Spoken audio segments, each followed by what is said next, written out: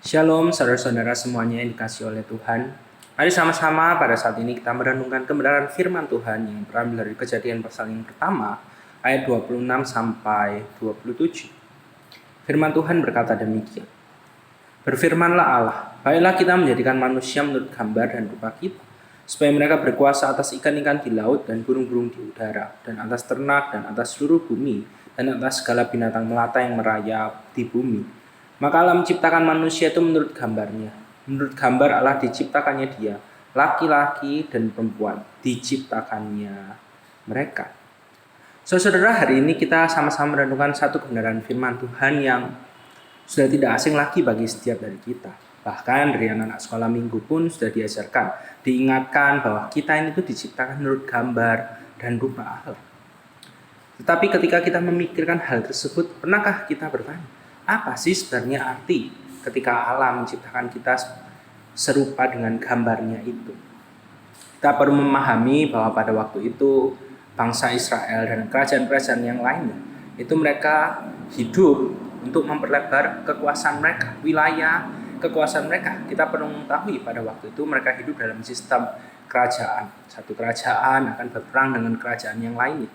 Ketika mereka berperang dan mereka menang, maka raja yang memimpin kerajaan tersebut yang menang itu akan mendirikan patung yang menyerupai dirinya di wilayah yang baru itu. Sehingga orang-orang yang ada di wilayah baru itu ketika melihat patung tersebut, mereka langsung tahu, oh ya, ini adalah penguasa dari wilayah mereka saat ini, penguasa mereka yang baru. Dengan pemahaman itulah Allah berkata bahwa Ia menciptakan kita, manusia itu menurut gambar dan rupa dirinya. Dengan kata lain, keberadaan diri kita seharusnya mencerminkan siapa pencipta dari dunia ini.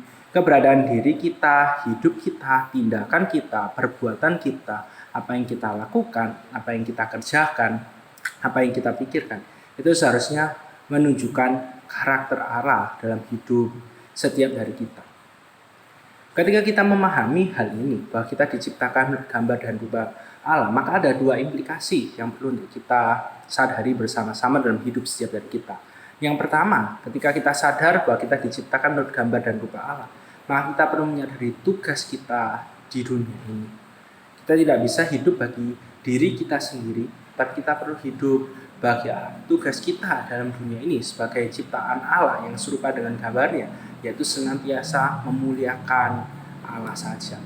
Dosa yang masuk ke dalam hidup setiap dari kita, dosa yang merusak gambar Allah dalam diri setiap dari kita, membuat setiap dari kita tidak bisa hidup berfokus kepada Allah. Kita hanya berfokus pada diri kita sendiri, dan itulah yang dilakukan oleh Kristus ketika Kristus menyelamatkan setiap dari kita, ketika Kristus menebus hidup kita, mengampuni dosa-dosa kita.